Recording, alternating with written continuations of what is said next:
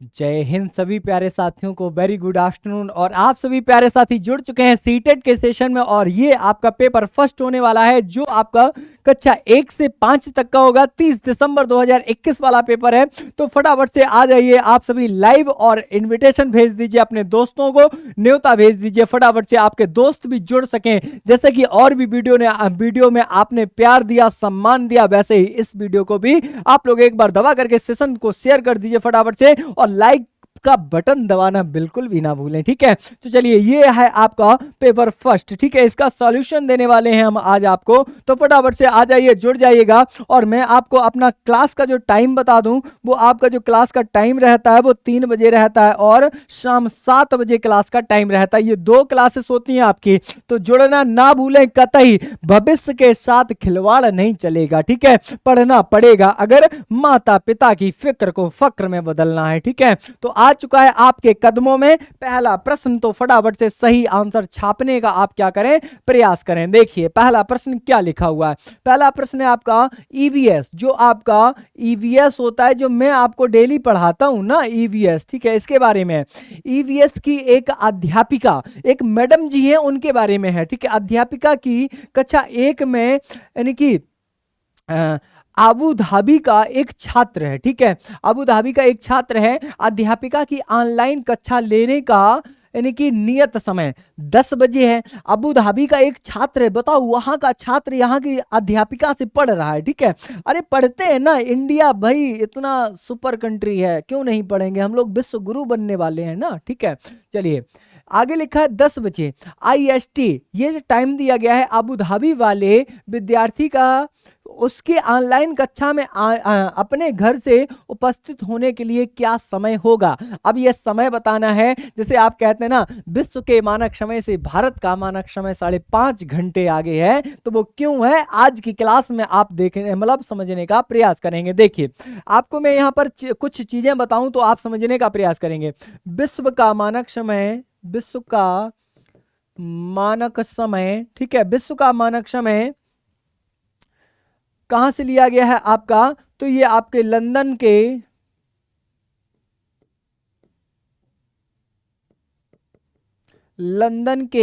Greenwich से, कहां से, लंदन के ग्रीनविच से आपका विश्व का मानक समय लिया गया है। कहां से लिया गया, लंदन के ग्रीनविच से आपका विश्व का मानक समय लिया गया है।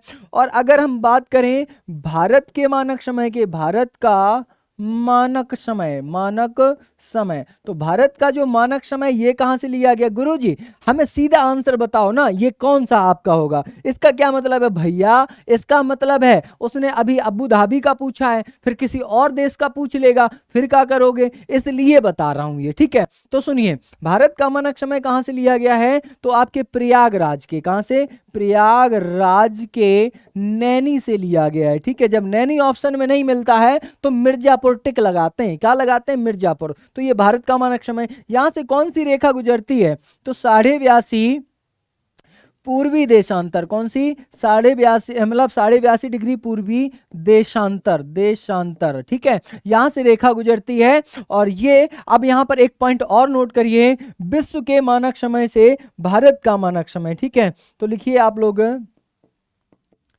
विश्व के मानक समय से भारत का मानक समय, भारत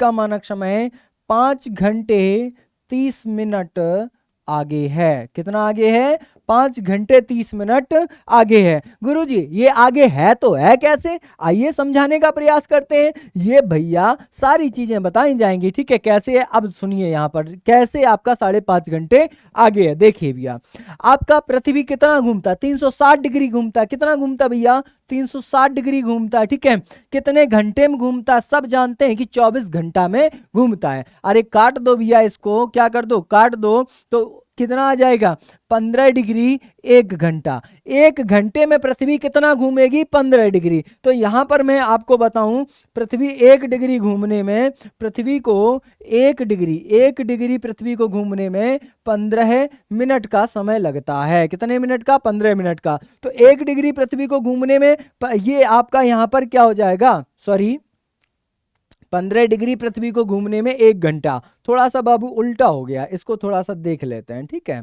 ये थोड़ा सा उल्टा लिख गया है, ठीक है। देखिए 15 डिग्री पृथ्वी को घूमने में 1 घंटे का समय लगता है। ओके, चलिए, लगता है कोई बात नहीं, ठीक है। तो 15 डिग्री, अब 1 घंटे को 60 मिनट तो लिख सकते हैं ना, तो 60 को काटिए, 15 चौका 60, ठीक है। तो यानी कि आपका 4 मिनट आएगा और 1 डिग्री आएगा। कुल मिलाकर के मैं कहना ये चाहता हूं कि पृथ्वी जब 1 डिग्री घूमेगी तो कितने मिनट का समय लगेगा? 4 मिनट का समय लगेगा, ठीक है। तो 4 मिनट का समय लगेगा जब पृथ्वी 1 डिग्री अपने अक्ष पर घूम जाएगी, ठीक है। अब भारत का मानक समय कहां से लिया गया है भैया? 82.5 डिग्री से लिया गया है। तो 82.5 डिग्री गुणते कितने करेंगे? गुणते हम 4 करेंगे, तभी तो ना हम भारत का मानक समय निकाल पाएंगे। तो जब 4 करेंगे तो इसका आएगा 5 चौका 20, 20 का शून्य हासिल 2 और 4 दूनी 8, 8 2 10, 10 का शून्य हासिल 1 और 8 चौको 32, 32 1 33, दशमलव लगा दिया। 330 आ गया ना, कितना आ गया भैया? 330 आ गया। अब ये 330 आ गया, इसको भैया हमें मिनट में कन्वर्ट करना है इधर पे भैया। तो यहाँ पर देखिए, इसको काट देंगे, इसको काटेंगे तो कितना निकलेगा? 5 घंटा 30 मिनट। तो यही तो मैंने अभी आपको यहाँ पर बताया हुआ है कि विश्व के मानक समय से भारत का मानक समय 5 घंटे 30 मिनट आगे है। अरे निकाल दिया ना, 5 घंटे 30 मिनट क्यों आगे है, ये भी निकाल दिया, ठीक है। अब मैं आपको एक पृथ्वी बनाऊं और इस पृथ्वी पर आपको मैं ये समझाऊं कि किधर का समय भैया ज्यादा होगा और किधर का समय भैया आपका कम होगा, ठीक है। तो सुनिए भैया, ये तो आपकी हो गई एक देशांतर रेखा, ये हो गई आपकी अक्षांश रेखा, ये हो गई आपकी मकर रेखा, ये हो गई आपकी कर्क रेखा, ये हो गई आपकी देशांतर और रेखाएं। क्या हो गई? देशांतर रेखाएं। क्या हो गई? देशांतर रेखाएं हो गई। अरे हो गई ना भैया? चलो हो गई भैया, ठीक है। चलिए इतनी आपने कर ली है, ओके। चलिए अब देखिए, यहां से लंदन से आपका भैया टाइम लिया गया है, ठीक है। कहां से? लंदन से लिया गया है। अब भारत आपका यहां पर स्थित है, कहां पर है भैया? भारत आपका कुछ यहां पर आपका स्थित है, इस तरीके से यहां पर स्थित है। अब इधर का समय भैया हमेशा बढ़ेगा, ठीक है। तो भारत का मानक समय विश्व के मानक समय से 5.5 घंटे आगे है, तो इधर का समय बढ़ेगा। इस रेखा से जितने भी इधर देश है समय बढ़ेगा और इधर भैया जितने भी देश हैं उनका समय कम होगा। भाई ये आप यहां से याद रख सकते हैं, मैंने इतना ही बताया आपको, ठीक है। अब इसका आंसर देख लेते हैं भैया क्या होगा। तो 10:30 बजे इधर है भैया और अबू धाबी के विद्यार्थियों का ऑनलाइन आने का भैया समय यहां पर पूछा गया है, ठीक है। तो भैया ये 1 घंटा 30 मिनट पीछे है। कितना भैया? 1 घंटा 30 मिनट। कितना निकलेगा? 1 घंटा 30 मिनट निकलेगा, ठीक है। कभी मुझे समय मिलेगा थ्योरी पढ़ाने का तब मैं आपको पढ़ाऊंगा। अभी ये आपका यहाँ पर क्या पेपर करवा रहा हूं तो समझ लीजिए ना, ठीक है। 1 घंटा 30 मिनट आगे है। अब यहाँ पर हो क्या जाएगा, आपका जो सही समय यूएई का हो जाएगा वो आपके 8:30 बजे, ठीक है। यहाँ पर हो जाएगा आपका कितना हो जाएगा भैया? फटाफट से आंसर छापिए। ये आपका 8:30, ठीक है। तो 8:30 हो जाएगा, क्यों? क्योंकि ये 10 बजे आपका है, तो अब 1 घंटा हो जाएगा भैया, 1.5 घंटा। तो 1.5 घंटा आपका इधर निकाल देंगे तो ये 8:30 निकलेगा। कितना निकलेगा? 8:30 निकलेगा। कोई ऑप्शन नहीं है तो ई ऑप्शन है आपका 8:30 बस, ठीक है। ये देखिए, अब जब ये आपका पेपर कब का है भैया? ये आपका पेपर है 30 दिसंबर 2021 का। आयोग लड़खड़ा गया था, आंसर में नंबर देना पड़ा था क्योंकि यहां पर उसने भैया ऑप्शन सही नहीं लिखे हुए थे, ठीक है। तो ये आपका हो चुका है। अब देखिए भैया, अब अगले प्रश्न की ओर बढ़ेंगे, ठीक है। अब बढ़ेंगे किसकी ओर?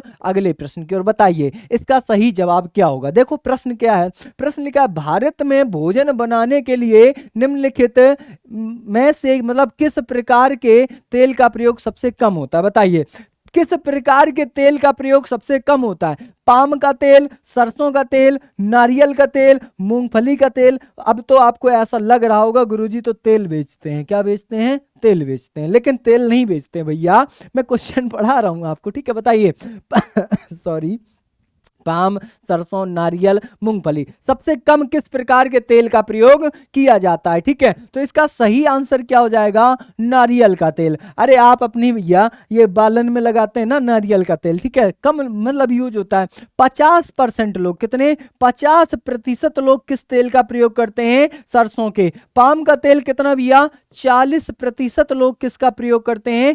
पाम के तेल का प्रयोग कितना होता है? 40% होता है। कितना होता है भैया? 40% तेल कौन सा लगाया जाता है? पाम का तेल लगाया जाता है, ठीक है, इसकी खपत होती है। और नारियल का तेल भैया कौन सा भैया? नारियल का तेल सबसे कम यूज होता है, ठीक है, नारियल का तेल सबसे कम, ठीक है, सबसे कम यूज होता है। यूज का मतलब है प्रयोग होता है। क्या होता है? प्रयोग होता है, ठीक है, इसको सबसे कम यूज में लिया जाता है, ठीक है। मूंगफली का हल्का फुल्का तेल यूज में ले लिया जाता है, लेकिन नारियल का तेल, ये नारियल का तेल भैया कहाँ पर? गोवा में। कहाँ पर भैया? गोवा में, ठीक है। गोवा में क्या करते हैं? गोवा के लोग भैया नारियल के तेल में मछली को भूंज भूंज के खाते हैं। क्या भैया? मछली को, ठीक है, किसको? मछली को, ठीक है,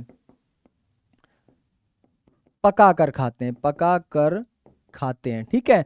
नारियल के तेल में भैया मछली को पका करके खाते हैं भैया, कहाँ के? गोवा के लोग, ठीक है। और सरसों के तेल में भैया क्या होता है? तो ये भैया जो आपके जम्मू और कश्मीर वाले जो लोग हैं ना, ये आपके मछली को, किसको भैया? मछली को पका करके खाते हैं, पका कर खाते हैं, ठीक है। ये मछली को पका करके खाते हैं किसमें भैया? सरसों के तेल में। ये तो चलता है, लेकिन ये नारियल का तेल गोवा के लोग भैया, ठीक है, ये आपका सही आंसर क्या हो गया? नारियल के तेल का प्रयोग भैया कम होता है, सरसों के तेल का प्रयोग 50%, मस्टर्ड ऑयल होता है ये आपका, और पाम का तेल जो होता है वो लोग 40% यूज में लेते हैं, ठीक है। अभी आपका एक नया ट्रेंड में चल रहा है रिफाइंड रिफाइंड रिफाइंड, बताइए भैया कमेंट में रिफाइंड क्या है आपका, ठीक है। चलिए अगला प्रश्न देखो आपके कदमों में है भैया, आंसर करिए। मुख्य अध्यापिका ने ईवीएस, ये जो एनवायरमेंट है आपको पकाती होगी, लेकिन अब नहीं, जब से आप पढ़ रहे हैं, ठीक है, ये आपको अब नंबर दिलाएगी, अब नंबर दिलाएगी। 30 में 300 आएंगे तभी आप नाम लेना हमारा और रिजल्ट गुरु का, ठीक है। 30 में 300 आएंगे, फंसेंगे। देखिए ईवीएस की एक शिक्षिका से अपने ऑफिस के अंदर रखने के लिए पौधे चुनने के लिए कहा, वह निम्नलिखित में से कौन सा समूह चुनेगी, ठीक है। ऑफिस के अंदर फूलों को रखना है तो कौन से भैया पुष्पों को, मतलब कौन से यानी कि प्रकार के पौधों को चुनेगी? देखो एलोवेरा, पिटूनिया और आपका मनी प्लांट। आपने देखा होगा मनी प्लांट तो घर के अंदर काम कर जाता है, ठीक है भैया। एलोवेरा, मनी प्लांट और क्रोटन, फिर लिखा मनी प्लांट और पिनिया, पुदीना। पुदीना उदीना कहाँ से आ गया भैया, बताइए। सही आंसर छापिए इसका, ठीक है। और ये आपका एनबरा, पुदीना और जीनिया नहीं होगा भैया, ये भी नहीं होगा, एलोवेरा नहीं होगा भैया, और यहाँ पर हो जाएगा आपका, देखिए ये हो जाएगा मनी प्लांट है, पिटूनिया है और आपका एलोवेरा। तो इसका सही आंसर क्या हो जाएगा? ए आंसर आपका बिल्कुल सही हो जाएगा। कौन सा? ए जवाब आपका बिल्कुल सही है। तो छाप लीजिए फटाफट से, ए आंसर यहाँ पर बिल्कुल क्या दिया गया है? आपका सही दिया गया है, ठीक है। ये इंडोर प्लांट होते हैं, कैसे होते हैं? ये आपके इंडोर प्लांट होते हैं, ठीक है। कैसे होते हैं? ये आपके इंडोर प्लांट में आपके काउंट करे जाते हैं। तो फटाफट छापिए, इंडोर प्लांट आपके एलोवेरा, पिटूनिया और मनी प्लांट, ठीक है। अब देखिए यहाँ पर क्या गुरुजी, अब इनको भैया हमें मतलब ये कहाँ से अपना भोजन बनाएंगे? सूर्य का प्रकाश तो मिलेगा नहीं कमरे के अंदर, तो भैया कमरे के अंदर जो भी लाइट होती है उससे ये भैया अपना भोजन बनाने का प्रयास करते हो, बनाते भी हैं, ठीक है। तो सही आंसर क्या हो जाएगा? ये हो जाएगा। बाद बाकी अगर नॉर्मल आप जानते हैं तो देखिए इसमें क्या होता है? क्लोरोफिल होता है। क्या होता है? क्लोरोफिल होता है, ठीक है, जिसे हरित लवक कहा जाता है, ठीक है। इसकी उपस्थिति ये आपका प्रकाश संश्लेषण की उपस्थिति में, किसमें? प्रकाश संश्लेषण, ठीक है, प्रकाश संश्लेषण की उपस्थिति में ये सारी की सारी प्रक्रियाएं आपको देखने को मिल जाती हैं, ठीक है। अगला प्रश्न देखिए क्या लिखा है। प्रश्न बहुत आसान है आपके लिए, ठीक है, बस आप लोग पढ़िए और आंसर करिए। देखिए भैया लिखा है, गांवों में यह देखना साधारण है कि महिलाएं अनाज में से भूसी केस निकालती हैं, इस विधि को कहा जाता है। आज मैं सबके नाम नहीं ले रहा हूं ना, इसका कोई कारण है, बताऊंगा कभी, ठीक है। हाँ इसका कोई कारण है, बताऊंगा कभी, ठीक है। लेकिन सभी लोग एक बार दबा करके सेशन को शेयर करें, दबा करके सेशन को शेयर करें, मित्रों को बुलाएं फटाफट से कि आप भी देखें। ये जितने भी लाइव आ रहे हैं ना, ये सब लोग शेयर करेंगे, सब लोग शेयर करेंगे एक बार दबा करके। गुरु दक्षिणा में कुछ नहीं चाहिए, बस यही मांगता हूं कि एक बार शेयर कर दो और लाइक कर दो, बस इतना मांगता हूं। देखिए इसका सही आंसर क्या होगा? छानना, हाथ से चुनना, निष्पादन फटकना या थ्रेशिंग, या आपका ये आपका गहना होता। बताइए सही जवाब यहां पर आपका क्या हो जाएगा? फटाफट से आंसर करिए, इसका सही जवाब आपका क्या होगा। ठीक है, तो इसका जो सही आंसर हो जाएगा वो आपका सी आंसर बिल्कुल सही है, निष्पादन, फटकना। तभी तो आप क्या करते हैं भैया, यानी कि साधारण महिलाएं अनाज से भूसी को क्या कर लेती हैं, अलग कर लेती हैं। किसको भैया, अनाज से भूसी अलग कर लेती हैं। ठीक है, इस प्रक्रिया के द्वारा अनाज से भूसी को क्या किया जाता है, अलग कर लिया जाता है। ठीक है, और विनोइंग विधि एक होती है जिसमें क्या होता है, मिश्रण के घटकों को अलग कर दिया जाता है। ठीक है, एक कौन सी होती है, विनोइंग, कौन सी, विनोइंग विधि। ठीक है, ये विनोइंग विधि क्या होती है गुरुजी, ये विनोइंग विधि में बाबू देखो क्या होता है, सुनिए ध्यान से। इसमें होता क्या है कि जो मिश्रण होता है उसको भैया हवा के माध्यम से, किसके माध्यम से भैया, विनोइंग विधि में भैया हवा के माध्यम से भैया उसको अलग कर दिया जाता है। ठीक है, हवा से। ठीक है, हवा से उड़ा कर अलग कर दिया जाता है। ठीक है, अलग कर दिया जाता है। ठीक है, दिया जाता है। ठीक है, ये भी आप याद रखेंगे। आपने देखा होगा गांव में जब अरहर होती है ना, वो उसको कूट लेते हैं, जब कूट लेते हैं तो उसका मलीदा बन जाता है बढ़िया। अब उसमें फूस पत्ती भी है और आपका क्या है, अरहर भी है। अब उसको कैसे अलग करेंगे, तो क्या अब तो मशीनें आने लगी है, लेकिन पहले कैसे करते थे, तो एक साइड में क्या फट्टा चलता था, ऐसे ऐसे हवा से उसको क्या उड़ाया जाता था, हवा चलती थी, फिर एक तसला लेकर भैया उसको ऐसे ऐसे डालता था। ठीक है, तो अब भैया हवा में जो घास फूस है वो तो उड़ जाएगा, पत्तियां उड़ जाएंगी और जो दाना है वो नीचे गिरेगा। तो इस तरीके से भैया यहाँ पर अलग किया जाता था। ओके, समझ में आया होगा, आप लाइक करिए एक बार। ठीक है, चलिए दोस्तों, तो आ चुका है आपका अगला प्रश्न, तो फटाफट से बताइए इसका सही जवाब क्या हो जाएगा। ठीक है, इसका सही आंसर देखिए यहाँ पर क्या है, देखिए यहाँ पर लिखा हुआ है जीवों में संबंध, जबकि एक जीव को साहचर्य से लाभ होता है, दूसरे को उसके साहचर्य से हानि हो जाती है। अब देखो, एक को तो लाभ हो रहा है और दूसरे को क्या हो रही है, हानि हो रही है। कहने का मेरा ये मतलब है कि एक को एक लाभान्वित है लेकिन दूसरा हानि वाला है। ठीक है, तो देखिए सहजीविता होगा, कारिता होगा, या प्रतियोगिता होगा, या परिजीविता होगा। फटाफट से आंसर करिए। यहाँ पर ये कंपटीशन की बात कर रहा है, इसलिए इसको एलिमिनेट करते हैं। क्या करते हैं, एलिमिनेट, इसको हटाते हैं भैया। काहे हटाते हैं, क्योंकि प्रतियोगिता की बात कर, प्रतियोगिता का मतलब है तुमने एक हमारी खींचा, हम एक तुम्हारी खींच दे, ये प्रतियोगिता होती है। ठीक है, तो इसको तो ये तो नहीं होगा, आपका प्रतियोगिता नहीं होगा। ठीक है, अब देखिए यहाँ पर सह प्रकारिता है, आपका सहजीविता है और परिजीविता है। फटाफट से इसका सही आंसर छापने का प्रयास करें। आप लोग फटाफट से सभी प्यारे साथी इसका आंसर करेंगे। तो देखिए इसका जो सही आंसर है वो आपका सही आंसर क्या हो जाएगा, तो आपका चौथा आंसर सही है, परिजीविता कहा जाता। उसे क्या कहा जाता, परिजीविता। अब थोड़ा सुनने का प्रयास करिए, ये परिजीविता होता क्या है, एक जीव को फायदा और दूसरे को नुकसान। क्या होता है इसमें, एक जीव को फायदा और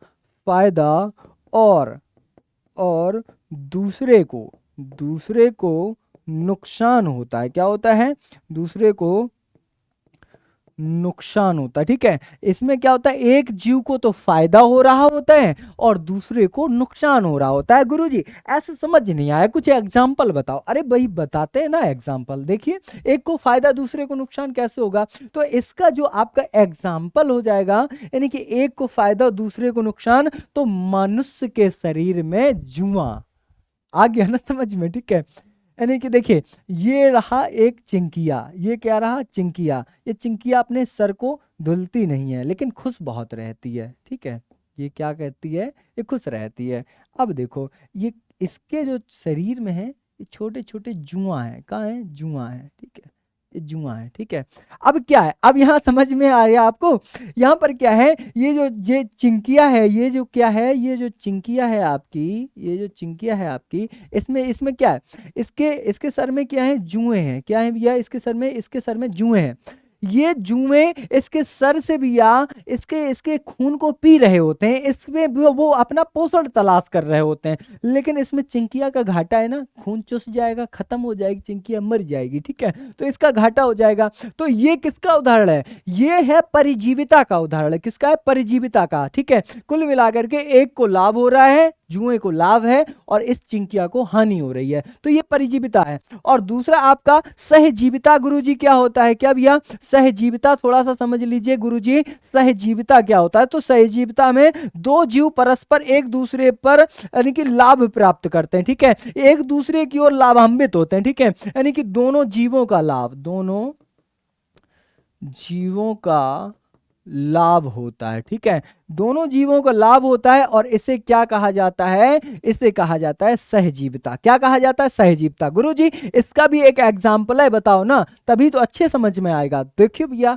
एग्जाम्पल है, बताएंगे। आपने देखा होगा घर में अगर आप गांव से संबंध रखते हैं तो घर में आपने देखा होगा बाहर भैंसी बंधी होती है, बाड़े में बंधी होती है, गाय बंधी होती है, आपने देखा होगा। तो जो गाय बंधी होती है या भैंस जो बंधी होती है, आपने देखा होगा इनके कान में पड़ जाता है खूंट। खूंट को कई भाषा में घूंक भी कहते हैं। जब ये घूंक होता है, ये जो मैल होता है कान के अंदर का, आपके भी कान के अंदर होगा मैल, ठीक है। ये जो मैल होता है, अब ये भैंसी ऐसा तो नहीं है अपना खुर खुर उठाए और अंदर ले जाए और साफ कर ले, ऐसा तो नहीं होता। अब ये खूंट कौन साफ करता है? जीवन काल में बहुत बड़ा जीवन काल होता है, इतना मिट्टी जम जाता है, इतना खूंट जम जाता है, इतना मैल मक्कड़ जम जाता है, सुनाई नहीं देगा। तो इसको साफ कौन करेगा? इसको साफ करते हैं चिड़िया।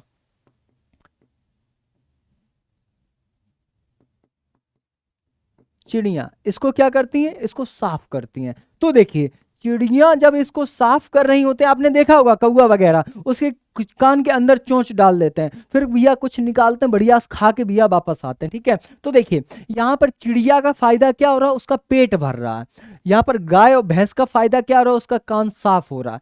दोनों को लाभ हो रहा है, दोनों को लाभ हो रहा है। क्या कहलाता है? सहजीविता। यहाँ पर एक को लाभ हो रहा है, काय वो खून चूसा चूस पा रहे है चिंकिया का, मरी जा रही चिंकिया। ठीक है, तो यहाँ पर क्या है? ये परिजीविता है। क्या भैया? ये परिजीविता है। समझ में आया है तो थम्स अप करिए। क्या करिए? समझ में आया है तो थम्स अप करिए। ठीक है, बिल्कुल। चलिए अब थोड़ा सा बढ़ेंगे हम लोग आगे की ओर। अगला प्रश्न देखिए क्या लिखा है, अगला प्रश्न। ठीक है, बिल्कुल समझ में आ रहा है ना, तो थम्स अप करिए और एक बार वीडियो को शेयर करिए अपने मित्रों में। देखिए ये कंजूसी काहे करते हो? मैं गुरु दक्षिणा में कुछ नहीं मांगता, रुपए मांगता हूँ क्या? नहीं मांगता हूँ ना, शेयर करने के लिए बोलता हूँ। कर दो एक बार फटाफट से। देखिए विशेष क्षेत्रीय प्रजातियां हैं। अब बताइए विशेष क्षेत्रीय कौन सी प्रजातियां हैं? फटाफट से आंसर करिए। दुर्लभ प्रजातियां, लुप्तप्राय प्रजातियां, आयतित प्रजातियां, या एक क्षेत्र में पाई जाने वाली प्रजातियां। फटाफट से आंसर करिए, इसका सही आंसर क्या हो जाएगा? फटाफट से बताइए इसका सही जवाब क्या होगा? मुझे इसका आंसर चाहिए। इसका सही जो जवाब हो जाएगा वो कौन सा आपका सही आंसर होगा? एक क्षेत्र में पाई जाने वाली प्रजातियां, ये क्या कहलाती? विशेष क्षेत्रीय प्रजातियां कहलाती हैं। किसी एक विशेष क्षेत्र में, पर्टिकुलर एरिया में पाई जाती हैं, एक ही स्थान पर पाई जाती हैं। क्या?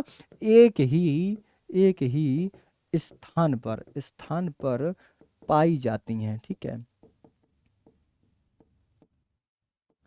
एक ही स्थान पर पाई जाती हैं। ठीक है, दूसरा अगर मैं कथन लिखना चाहूं तो एक विशेष प्रकार के जानवर और पौधे होते हैं। क्या होते हैं? एक विशेष प्रकार के क्या होते हैं?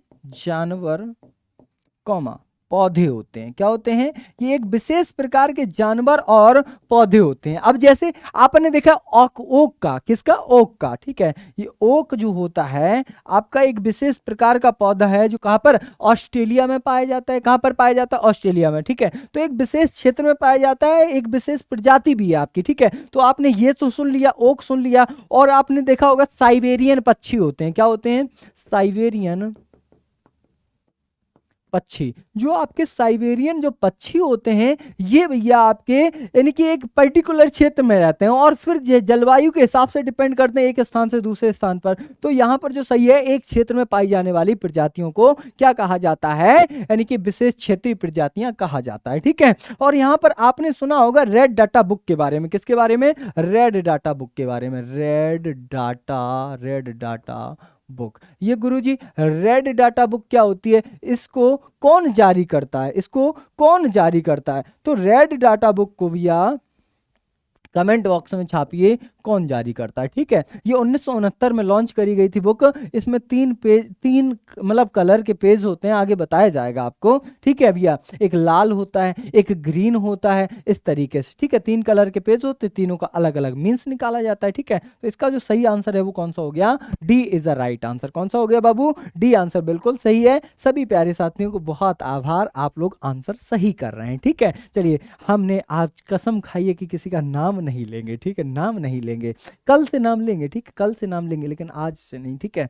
बताइए इसका, देखिए सही आंसर हो चुका है। अगला देखिए प्रश्न क्या लिखा है, प्रश्न आ चुका है, कदमों में पड़ा है ना, ये चीख चीख करके कह रहा है कि कैसे भी जल्दी से आंसर करो बस, ठीक है। आंसर देखिए भैया, निम्नलिखित में से कौन सा वनोन्मूलन, ठीक है, वनोन्मूलन के परिणाम हैं, बताइए। वायुमंडलीय तापमान में वृद्धि, वायुमंडल में CO2 के स्तर में वृद्धि, भौम जल स्तर में वृद्धि, या बाढ़ और सूखे जैसी प्राकृतिक आपदाओं होने वाली संभावना। बताइए सही आंसर करिए, बताइए। पानी पी लें थोड़ा सा, ठीक है। आप लोग अगर पीना चाहते हैं तो मम्मी से मंगा के पी लें।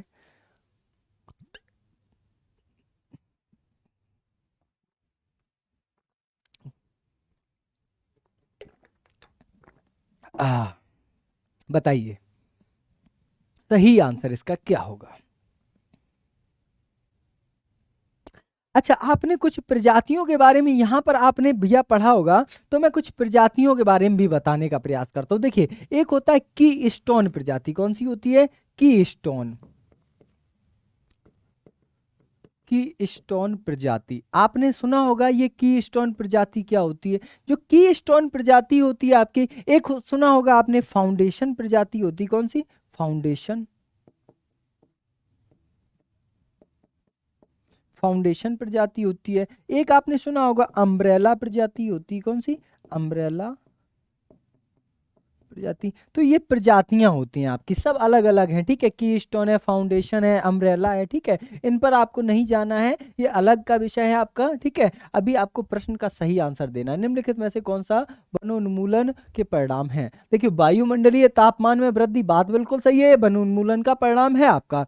वायुमंडल में CO2 का स्तर बढ़ना, ठीक है भाई, बिल्कुल बात सही है कि जब बने ही नहीं होंगे तो CO2 तो बढ़ेगी, क्यों, क्योंकि पेड़ की पत्तियां तो CO2 को एब्जॉर्ब करती हैं। जब ये बन नहीं होंगे तो एब्जॉर्ब कौन करेगा, हम थोड़ी ना करेंगे, हम तो भैया छोड़ते हैं ना CO2, ठीक है, हम तो ऑक्सीजन ग्रहण करते हैं, ठीक है। तो ये हो जाएगा भौम जल स्तर में वृद्धि, ये थोड़ा सा समझ नहीं आ रहा है। फिर डी ने लिखा है बाढ़ और सूखे जैसी प्राकृतिक आपदाएं होने वाली संभावना, बिल्कुल बात सही है। तो यहाँ पर A, B और D आपकी तो मुझे समझ आ रही, लेकिन भौम जल स्तर में वृद्धि ये आपका थोड़ा सा डाउटफुल है, इसलिए इसका सही जो जवाब हो जाएगा आपका A B D आपका सही जवाब हो जाएगा, A B D आपका सही जवाब हो जाएगा। तीसरा आंसर बिल्कुल मेरे प्यारे सखा सही आंसर कौन सा हो जाएगा, तीसरा आंसर बिल्कुल आपका सही हो जाएगा। कौन सा, तीसरा आंसर बिल्कुल आपका सही हो जाएगा, ठीक है। ये वाला आपका गलत तथ्य यहां पर दिया गया, ठीक है। चलिए देखिए भौम जल स्तर में वृद्धि कैसे होगी भैया, देखिए जब आप अधिक अधिक पौधे औधे अधिक लगाएंगे तभी तो कहा जाता है ज्यादा से ज्यादा पेड़ लगाओ, ठीक है। काहे लगाओ भैया,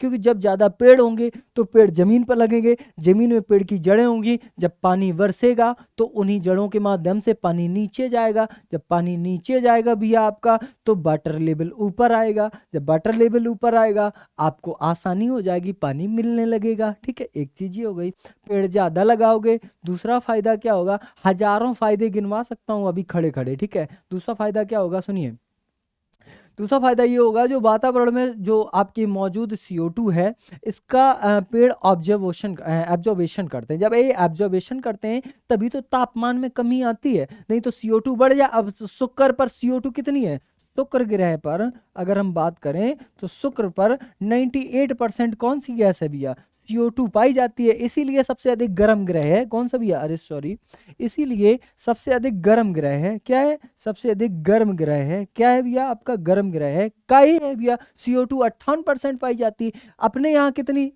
पृथ्वी और कितनी 0.03% पाई जाती, कितनी पाई जाती, 0.03% पाई जाती। फिर तापमान कितना बढ़ गया था, कितना बढ़ जाता पता ही होगा, अगर इतना पाया जाए तो सरवाइव कर पाओ, पिघल जाओ, खत्म हो जाओ, ठीक है। तो ये भैया आपका शुक्र, इसीलिए गर्म ग्रह कहते हैं, इसीलिए प्रेशर कुकर प्लेनेट कहते हैं, ठीक है। और इसीलिए इसे चमकीला तारा, भोर का तारा, सांझ का तारा, दुनिया का तारा कहा जाता है इसे, ठीक है। तो ये भी बातें आपको यहाँ पर याद होनी चाहिए। अब देखते हैं इसका सही आंसर तो हम लोग कर ही चुके हैं, ठीक है, सही आंसर हम लोग कर चुके हैं। बढ़ेंगे अगले प्रश्न की ओर, देखना यह होगा कि अगला प्रश्न आपका क्या दिया गया, ठीक है। देखिए लिखा है ठंडे और गर्म रेगिस्तान को समझने के लिए निम्नलिखित में से कौन सा कथन सही है, बताइए। यहां पर कौन सा कथन आपका सही है, बताइए। ए नंबर में लिखा है गर्म रेगिस्तान में अधिक तापमान होता है।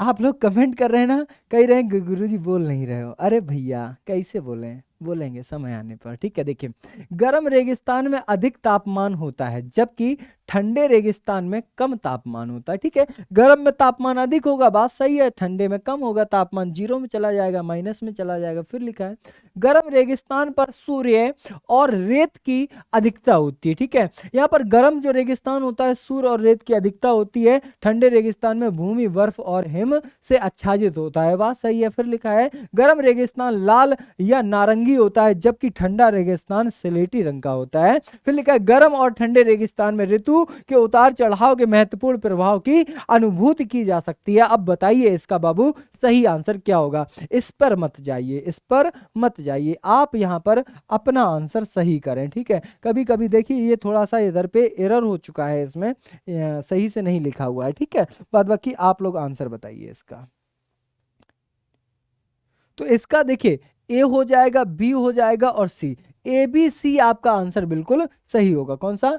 ए बी और सी आपका बिल्कुल यहाँ पर दिया गया है, ठीक है। तो ये आपके यहाँ पर क्या हो जाएंगे? सही कथन आपके हो जाएंगे, ठीक है। अब मैं यहाँ पर थोड़ी सी आगे बताऊं, गर्म रेगिस्तान लाल या नारंगी रंग का होता है, ठीक है। अरे जो गर्म रेगिस्तान होता है, गर्म रेगिस्तान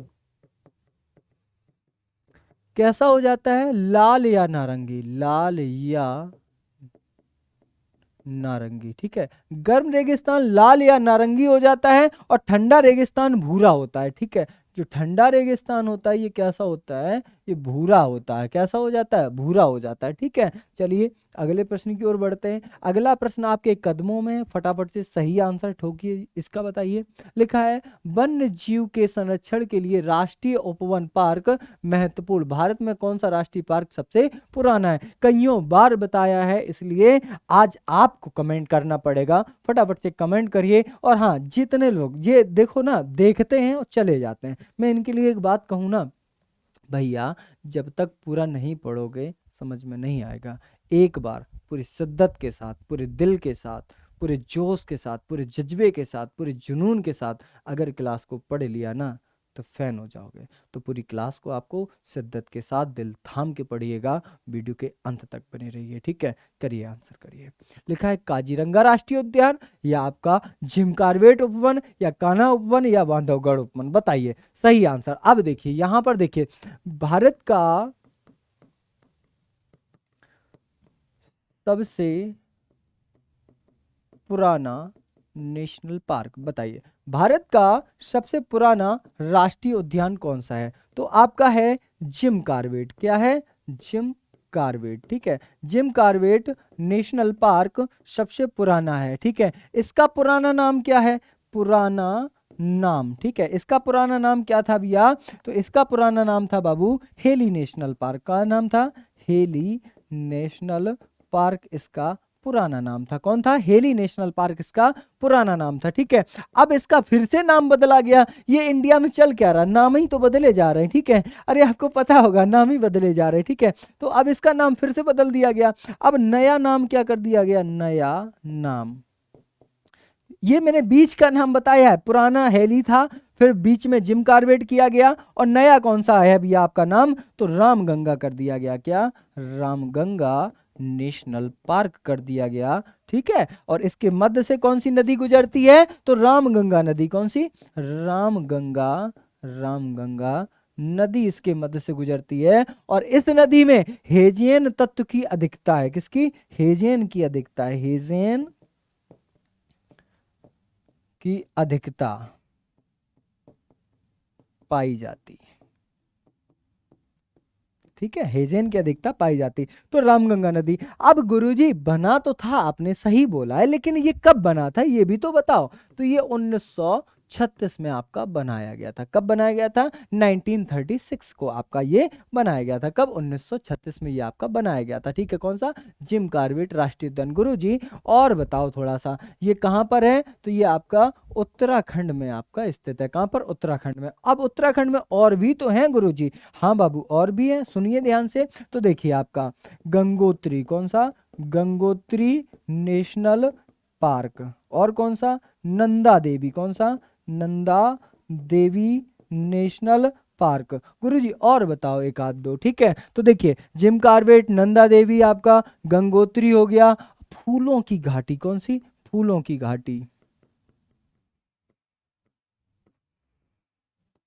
यहां पर भैया मेरे 300 प्रकार के, कितने, 300 प्रकार के फूल पाए जाते हैं। कितने प्रकार के, 300 प्रकार के फूल पाए जाते हैं, इसलिए फूलों की घाटी फ्लावर वैली आपकी फेमस है। कहाँ की, उत्तराखंड में है। तो ये सब के सब आपके हो चुके हैं। ठीक है, गोविंद वगैरह भी यहीं पर है आपका। ठीक है, चलिए आगे बढ़ेंगे भैया अगले प्रश्न की ओर। और काजीरंगा कहाँ पर है, तो काजीरंगा सब जानते हैं, सब जानते हैं कहाँ पर है, असम में है। कहाँ पर है, काजीरंगा आपका असम में है।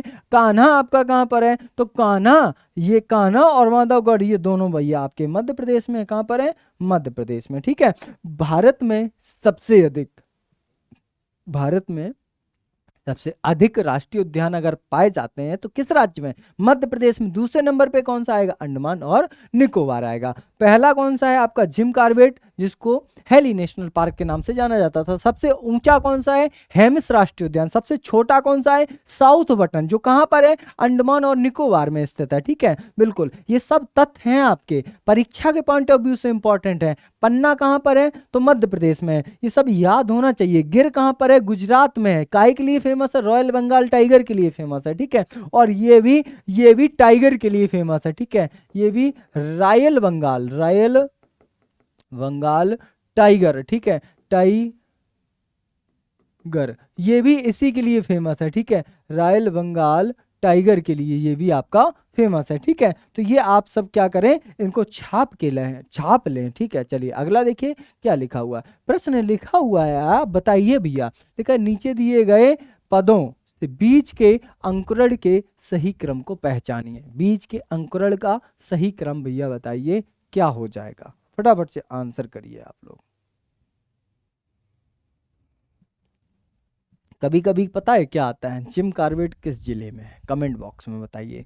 जिम कॉर्बेट किस जिले में है, कमेंट बॉक्स में बताइए। और इसका आंसर तो छापना ही छापना है, बताइए आंसर क्या होगा। नीचे दिए गए पदों के अंकुरण के सही क्रम को पहचानिए। पत्तियां आने के बाद अल्प वयस्क पौधा अपना भोजन स्वयं बना सकता है। बीज एक छेद से पानी को सोखता है, यह बीजावरण को नरम कर देता है, यह फूट जाता है। अब बताइए सही आंसर इसका क्या हो जाएगा। तो इसका जो सही आंसर हो जाएगा वो आपका कौन सा इसका सही आंसर होगा। ठीक है, तो यहां पर जो सही आंसर है वो कौन सा है आपका, यहां पर तीसरा जवाब आपका सही होगा। कौन सा, सॉरी,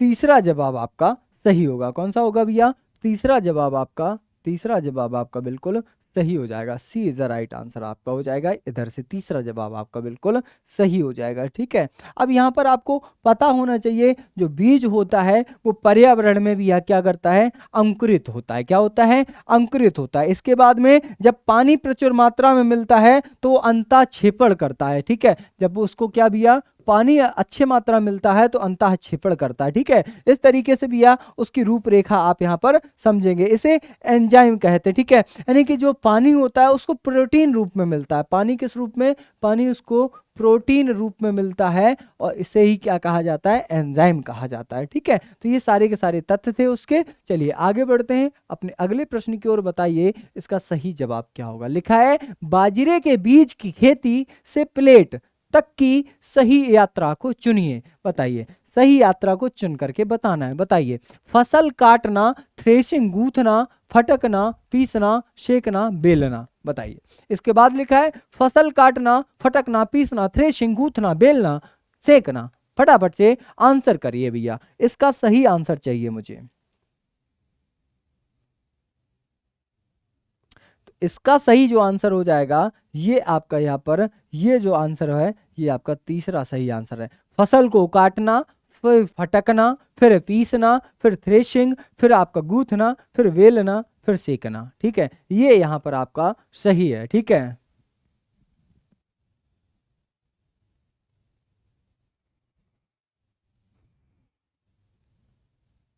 चलिए आगे देखते हैं। ठीक है, ये आपका यहाँ पर सही आंसर हो चुका है। अगला देखिए क्या लिखा है।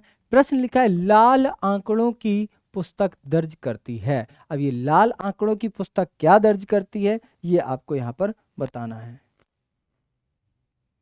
अरे भैया जो बीजों को पीसा जाता है, आप कहते हैं ना मम्मी कह रही कि आटा पिसवा ला, आटा नहीं भैया गेहूं पिसवा लो। जो गेहूं पिसवाने जाते हो तो चकिया पे जाते हो, और चकिया सभी घरों में नहीं होती, पर्टिकुलर कुछ लोग लगाए रहते हैं, उसको पीस देते हैं गेहूं को, आटा बना के ले आते हो घर में, उसको पानी डाल के गूंथ लेते हो, गूंथ करके सेक करके खा लेते हो। तो ये सब प्रोसेस होता है, आपका एनसीईआरटी में लिखा हुआ है भैया, एनसीईआरटी पढ़ चुका हूँ, लिखा हुआ है उसमें, ठीक है। बताइए इसका सही आंसर। लाल आंकड़ों की पुस्तक दर्ज करती है, क्या दर्ज करती है? लाल फूलों वाले पौधे, धरती पर उपलब्ध सभी पौधे और जानवर, धरती पर उपलब्ध सभी जानवर, लुप्त प्राय पौधे और जानवर। बताइए ये क्या दर्ज करती है? इसे कहते हैं रेड डाटा बुक। क्या कहते हैं?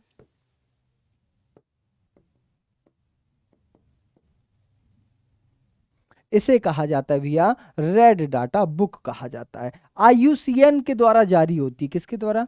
आईयूसीएन, ठीक है। ये होता है इंटरनेशनल यूनियन कंजर्वेशन एंड आपका नेचर, ठीक है। इसके द्वारा ये बुक आपकी जारी करी जाती, ठीक है। और इसको जो जारी करा जाता है ये 1969 में इसको क्या किया गया था? जारी किया गया था। अब बताइए इसका सही जवाब यहाँ पर क्या हो जाएगा? लाल फूलों वाले पौधे, धरती पर उपलब्ध सभी पौधे और जानवर, धरती पर उपलब्ध सभी जानवर, या फिर आपका डी आंसर। बताइए फटाफट से, ठीक है। इसमें 3 पेज होते हैं, कितने होते हैं इसमें भैया? 3 पेज होते हैं आपके, और तीनों पेज भैया यहाँ पर आप समझने का प्रयास करेंगे। एक होता है हरा, लाल, गुलाबी। कौन कौन सा होता है?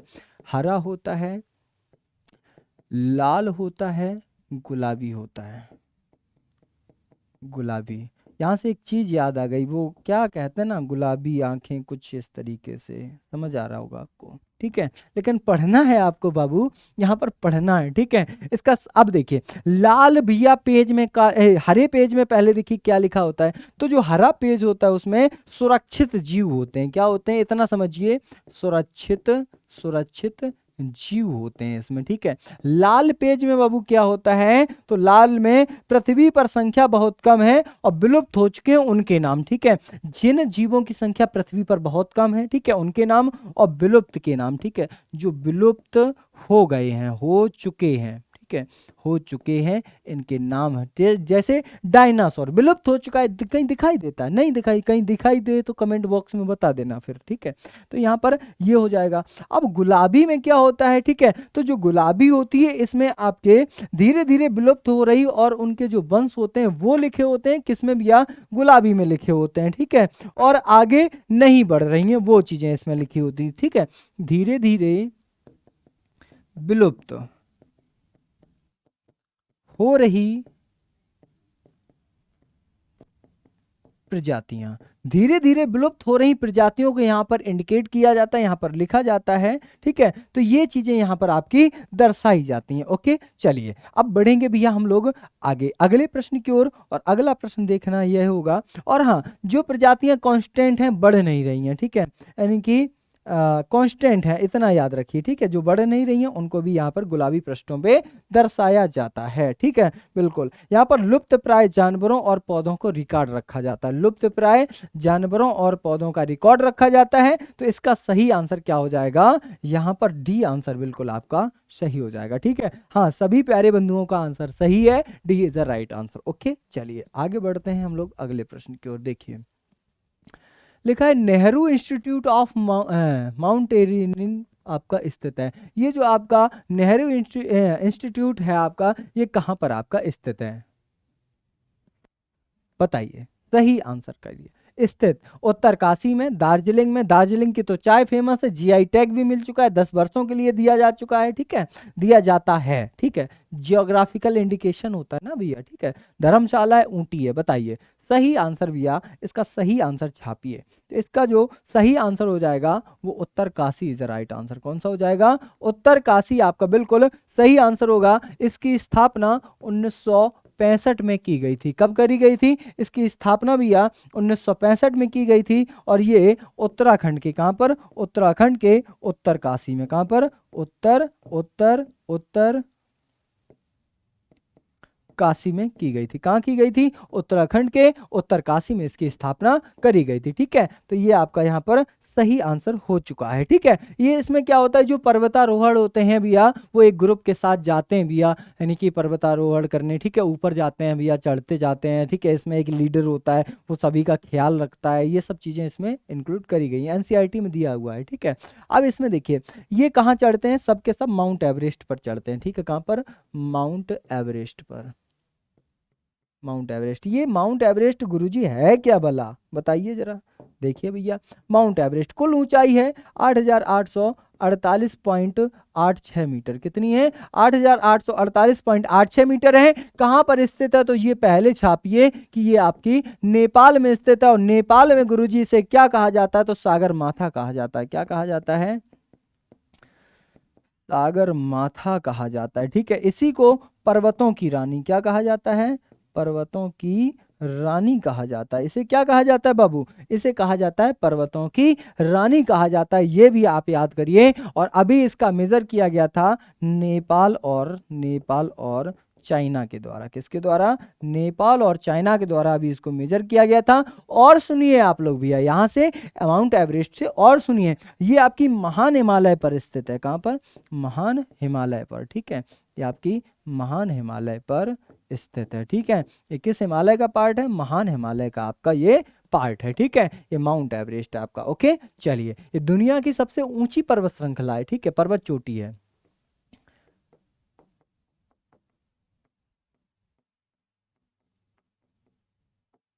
दुनिया की सबसे ऊंची। ठीक है, और जो आपका हिमालय पर्वत है ये दुनिया का तीसरा सबसे लंबा पर्वत है। ठीक है, हिमालय पर्वत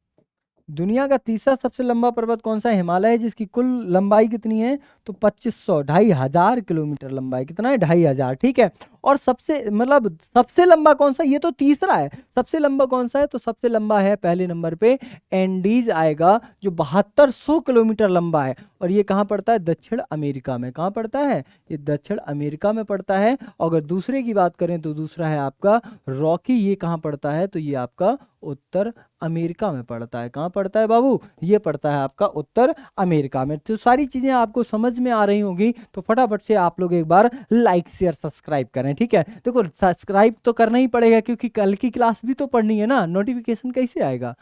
करना पड़ेगा भैया। ठीक है, और इसके बाद लाइक तो कर ही दीजिए भैया। ठीक है, मेहनत कर रहे हैं आपके लिए।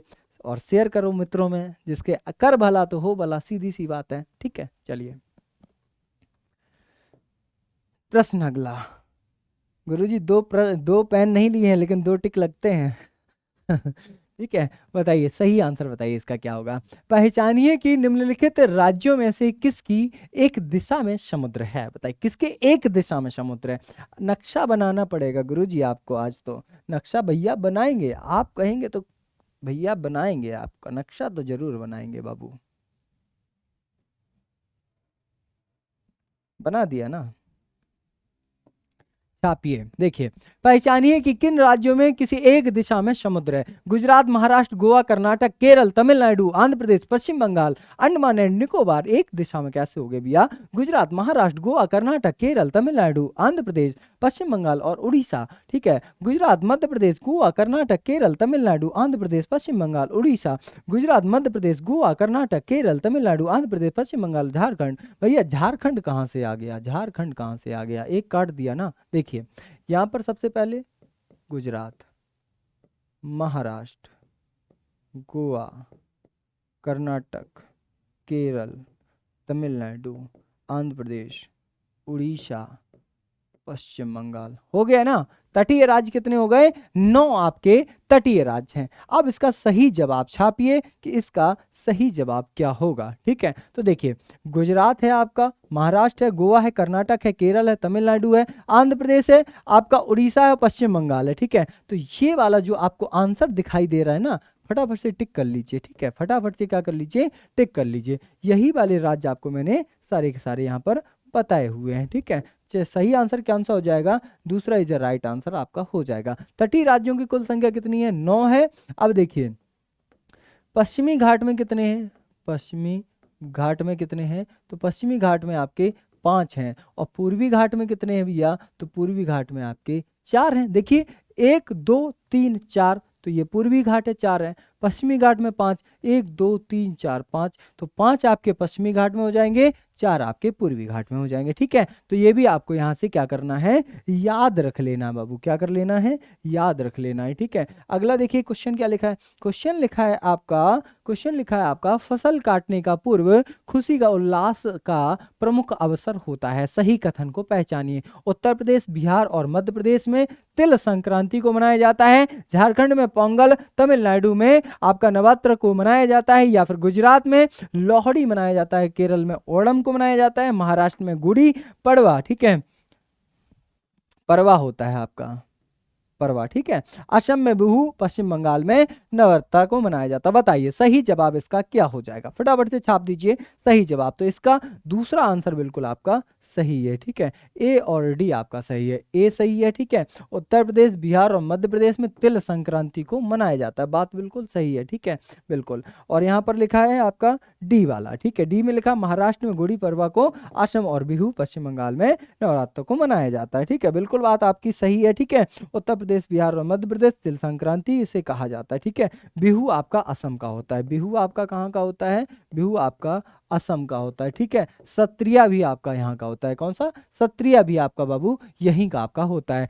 उत्तर प्रदेश में चरकुला क्या होता है भैया, चरकुला ये उत्सव होता है आपका। ठीक है, आपका नौटंकी होता है, क्या होता है भैया, नौटंकी आपकी होती है। ठीक है, ये भी कहाँ की फेमस है, उत्तर प्रदेश की भैया फेमस है आपकी। ठीक है, चलिए तो यहां पर ये आपका था लास्ट प्रश्न। अब हम लोग मिलेंगे नेक्स्ट के सेशन में। सभी प्यारे साथियों को दिल से धन्यवाद, और बताइए कैसी लगी क्लास आपको। राधे राधे, जय हिंद।